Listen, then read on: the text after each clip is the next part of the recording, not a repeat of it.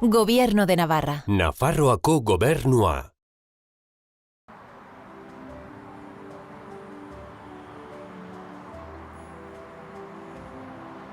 Bioaniztasuna ederra izateaz gain oso garrantzitsua da. Baina zergatik? Gaur egun ekozidioaz eta 6. estintzio masiboaz hitz egiten da. Bioaniztasun galera ikaragarriak izaten ari ditugu. Eta Nafarroan zer? Nafarroan ere espezie paregabeak ditugu, eta galtzorian daudenak ere bai. Gaurko saioan, espeziez eta bioaniztasunaz solastuko gara, lurreko bioaniztasunaz.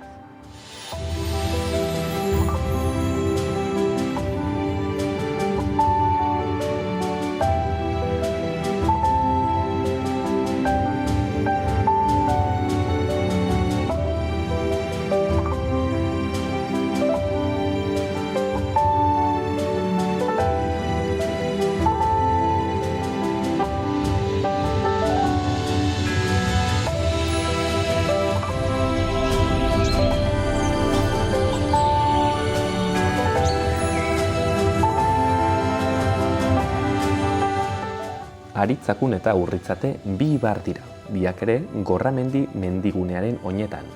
Urrun, bakarturik, bare, sosegua dariela. Oian sarriak dira nagusi, eta goroldioa dago nonahi Nafarroako naturgunerik hobeki kontserbatuenetako batean. Giro lasaiaren azpian, mundu zoragarri bat dago kukutua.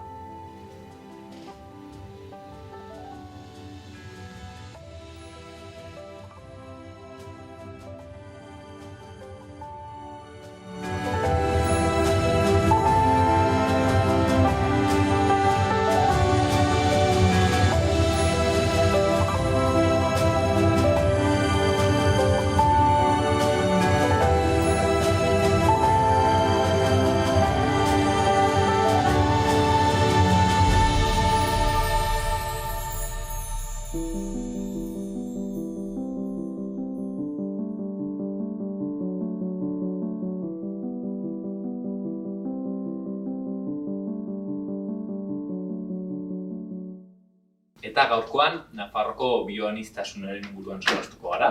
Solastu ginen behin, uretako, erregetako bioaniztasunaz, eta gaurkoan, lurrazaleko, lurreko bioaniztasuna solastuko gara. Eta horretarako, Mielmari Erosegirekin gaude, egunon, Mielmari? Egunon. Ongi zaude, espero dut. Osongi. Solasteko gai honetaz, bakizu kazetariei gustatzen zaigula beti rankinnak eta holako titularrak, orduen nonbaitetik hasteko galdetu nahi nizun. Nafarroan bioaniztasunaren kontua. Nola dago. Ezagik nola erran, Europan topean gaude, aniztasun handiz dugu, zer moduz dago Nafarroa? Anitza da Nafarroa oso, eta ez daudeleko asko Nafarroa bezain anitzak. Kilometro gutxitan, 3 eskualde desberdin, Pirineoak, mendiko klima eta bar, Atlantiarra, Baztan bidasoa leitzaldea, euritsua eta berdea, eta Mediterranearra. Eta oso hurbil, 2 ordutan Elizondotik Bardenara, basamortura goaz, Mediterranear lehorrera, orduan, aniztasun hori 1 kilometro gutxitan ez da batera arrunta. Eta 3 eskualdeain beresi ez dare. Aurren gaude, Suertea badugu. Aldertatik Bertza batzuetakit, ez dakit. Aldertatik Eta, bioaniztasun horri dagokionez, ez dakit, hotspot erten da batzutan, Nafarroan ze toki dire, ez dakit, ederrenak edo aniztasun gehien dutenak, nik zandarra naizenez gero, Bertiz erranen duzula, mugan Bertiz erranen. Bueno, eskualde Atlantiarrean Bertiz oso inguru berezie da, baso 2000 hektarea dauzka, ez da izugarri handia, baina ez da asko ukitu, oso gutxi ukitu da, azkeneko 1 urtetan. Aurretik asko, baina azkeneko urtetan ez, eta baso egin da, heldu, ondu, eta orduan, hor dauzkago elementu berezi asko, artikutzan ere.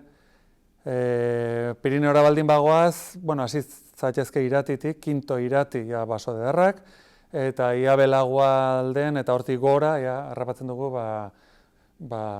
inguru alpinoa, egoi mendie, Irurregen maia, eta Nilarra, eta Pertxuriak, eta Basoilarrak, eta oso gauza berezik. Orduan, hor daukagu beste puntu bat. Eta Mediterraneo aldean, Bardena izan daiteke adibide on bat, inguru lehorra, eta anitza.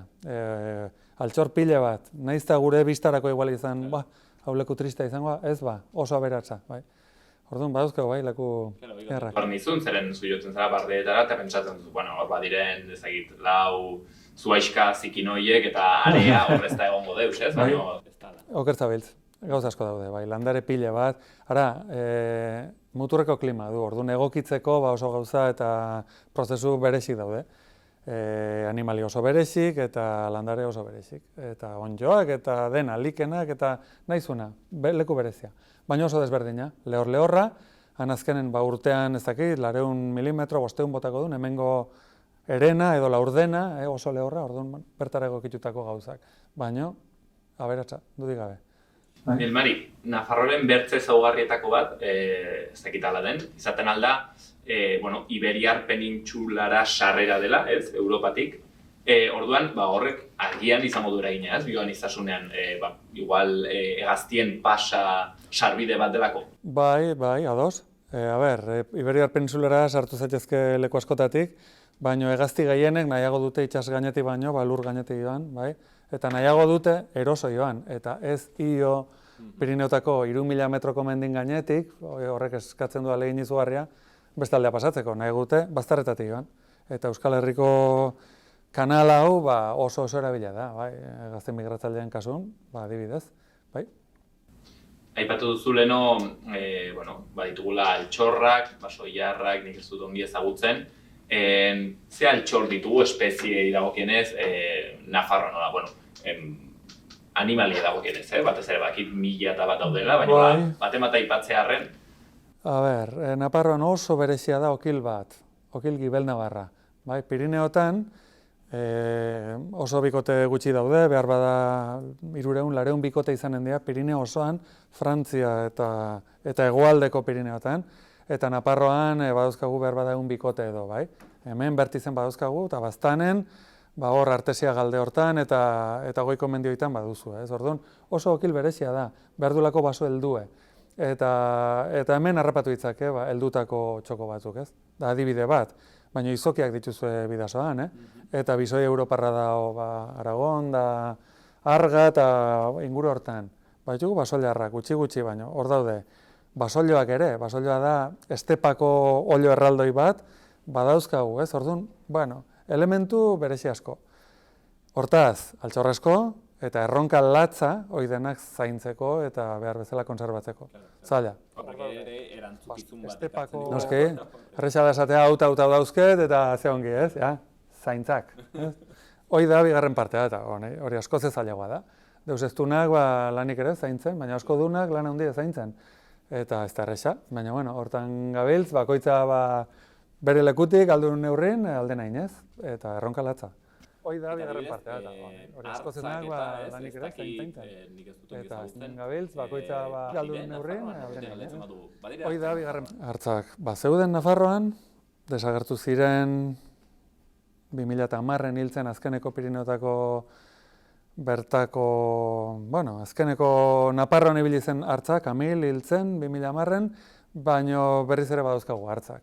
Nafarroan bezala Europa osoan zehar, espezie horiek bueltan datoz, hartzak, otsoak, katamotzak, bakoitza bere historia izan du, baina historia orokorren izan da, eurre hartu dute predatzaileak zirelako, eta gure haziendak izatzen zituztelako, ardiak edo xaldikoak edo dena dela, eiza desagertarazi arte ia, eta bueltan datoz pixka. Ez da erresa esplikatzea, baina nekazal mundu hau, ez dakit esan erortzen nahi den, erabat aldatzen nahi da, bai?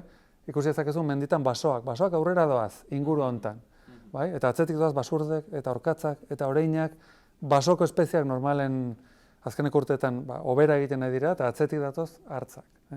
Hemen, Pirineotako kasun, hartzak bere historia du, ia desagertuta zeudenen, ekartzituzten Esloveniatik, gutxi batzuk, eta oain dauzkagu hauen ondorengoak. Eta Nafarrora bizitan etortzen dira tarteka.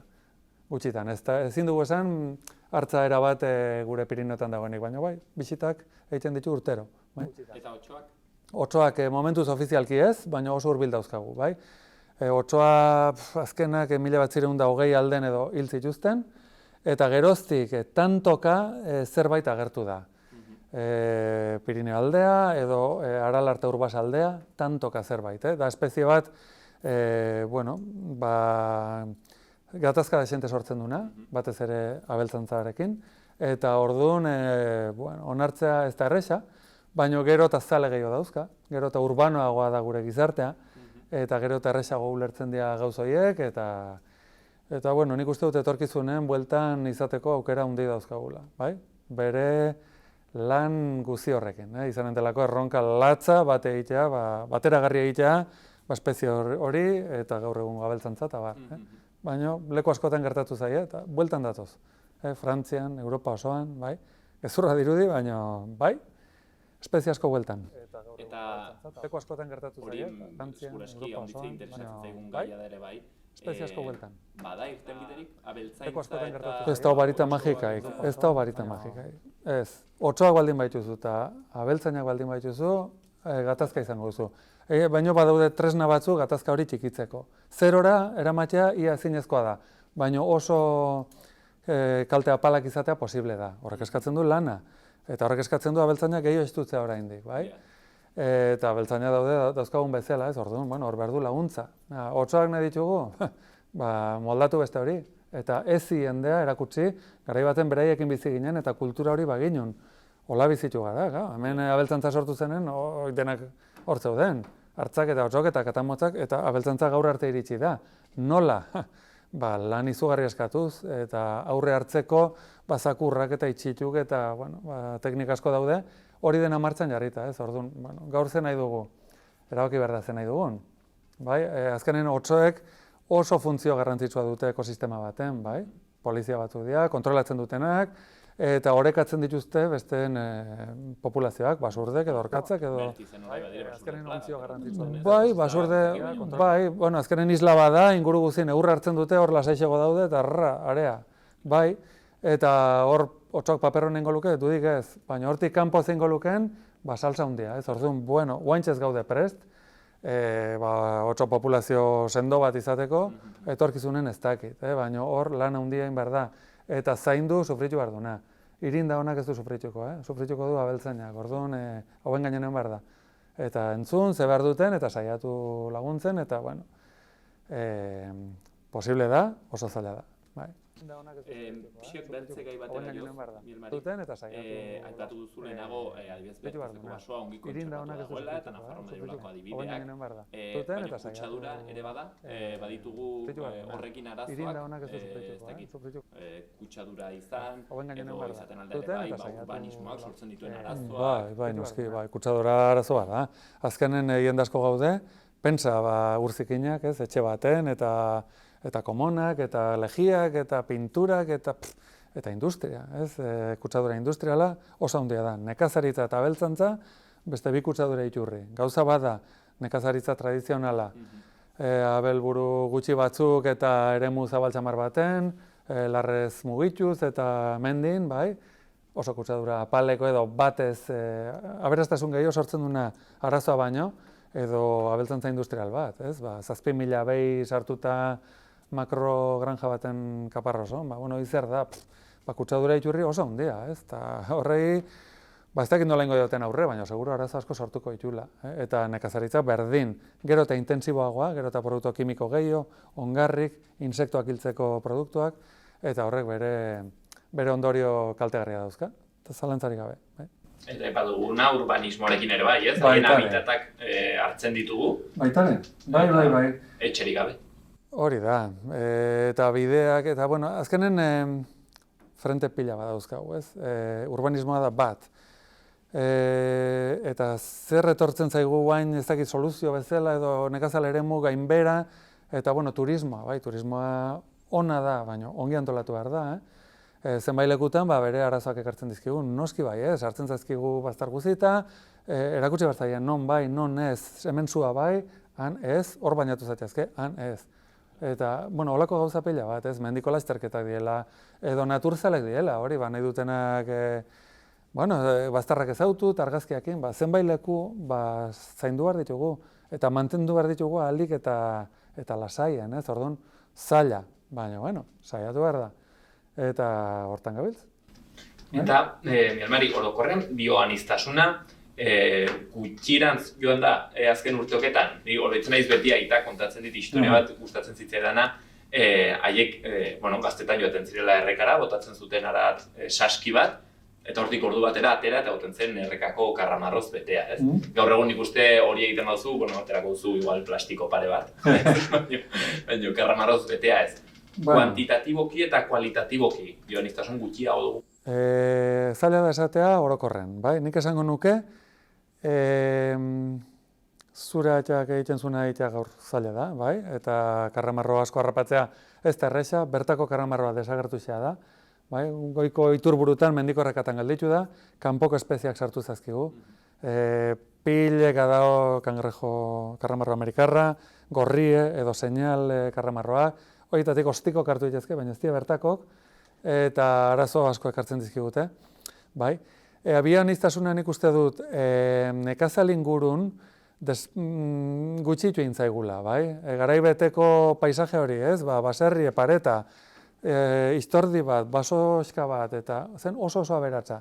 Eta gaur egun, esan dut lehen, basoa aida dena estaltzen. Orduan, basoko espeziak ongi, leku irekitako espeziak, esan ez dakit, erbiak edo eperrak edo galeperrak edo txirtak, ez? Pizkat, eremu zabalak behar dituztenak, gure ingurun basoak jaten ditu, bai? Eta herri beraldenik esango nuke, garaibeten askoz ere aberastazun handiagoa zegoela, ez?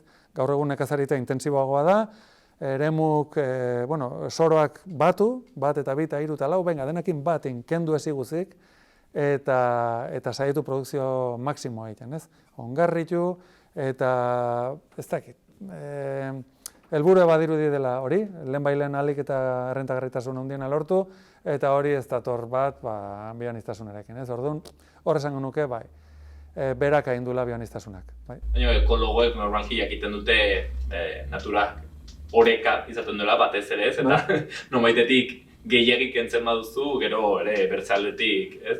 Ekartzen du kalteak, hori beti oreka bat da. Hori da, harrigarria da, baina gauzen nola lotzen dien, ez? Ematen du, betu, hau mundu badan, beste bat, baina azkenen airea hueltaka dabil, eta ure, eta animali mugitzen dio, eta jendea, eta bai, gu uste baino lotu badao dena, orduan ez da erresa. Eta ulertzen duguna.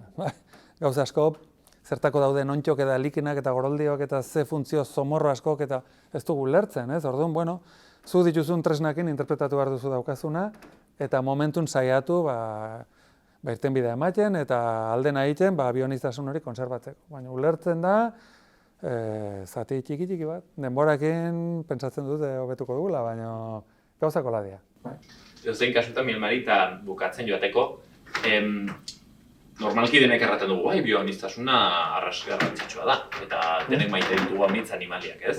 Baina gero, txalet bat egin behar denean, edo badagoenean proiektu bat, proiektu urbanistiko bat, orduan proiektu hori atzera botatzea, okil batengatik edo ez dakit ze karramarro espeziearengatik, hori nahiko komplikatua izaten da, ez? Orduan galdetu nahi nizun, zergatik da garrantzitsua bioaniztasuna, eta zergatik izan da motibo bat, ez?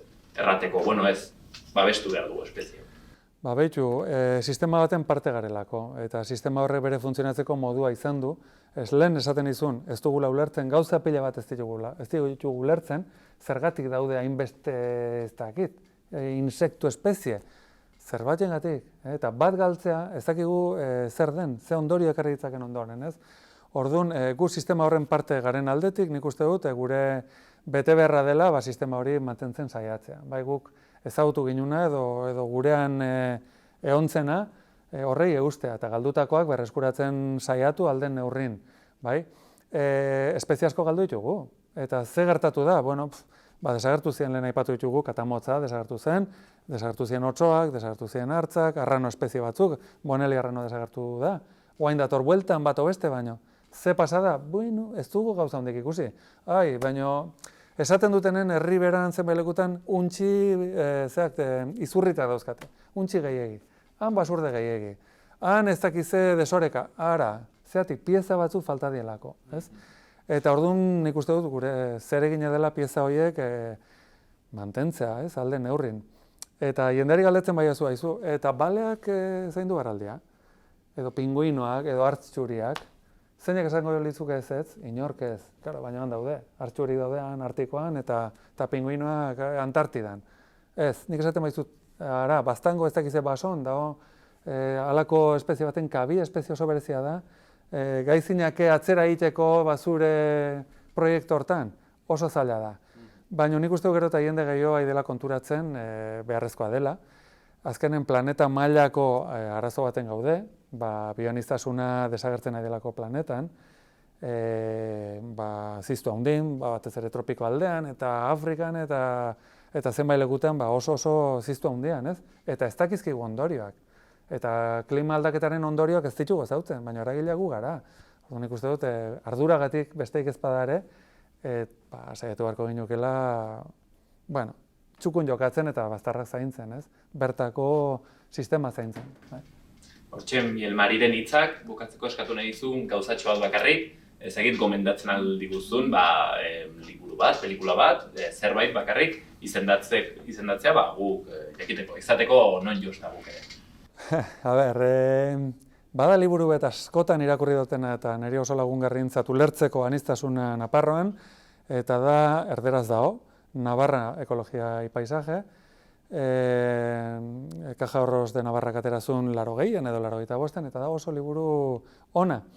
Aztertzen ditulako, ekosistema guzik, eta oso modu sinplean azalduta. Nik uste hori falta zaigula askotan, uste ez asko dakigu, baina gero azaltzeko orduan, ez gara gai, ez? Hor, simple, txaka, esaten du osongi,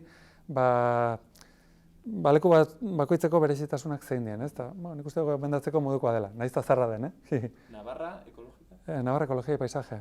Eta, badia bi bersio bada potzola bat, Navarra ekologia y paisaje, eta bestea, ez dakit baina oso antzekoa, Jesus Elosegi eta beste batzuk zeuden tarten, eta gomendagarri, bai. Hortxen, Mielmariren hitzak, mila esker handitz, hau sarreratxo bat bakarrik izan da, eta hoxen, hor dugu Nafarroa ezagutzeko eta zaintzeko. Holaxe, eskerrik asko.